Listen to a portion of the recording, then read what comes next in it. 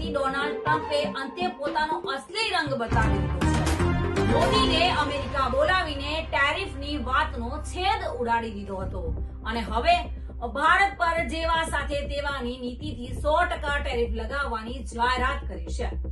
2 એપ્રિલથી અમેરિકાથી આયાત થતી વસ્તુઓ પર ભારતે 100% ટેરિફ આપવો પડશે। ડોનાલ્ડ ટ્રમ્પે ભારતીય સમય મુજબ બુધવારે સવારે અમેરિકાની કોંગ્રેસમાં 1 કલાક 44 મિનિટનું ભાષણ આપ્યું હતું। આ ભાષણમાં ટ્રમ્પે પાકિસ્તાનની સરકારનો આભાર માન્યો છે અને એ એટલા માટે કે અફઘાનિસ્તાનમાં અમેરિકાના સૈનિકોની હત્યા થઈ હતી અને તેનો માસ્ટર માઇન્ડ પાકિસ્તાનમાં પકડ્યો ગયો છે।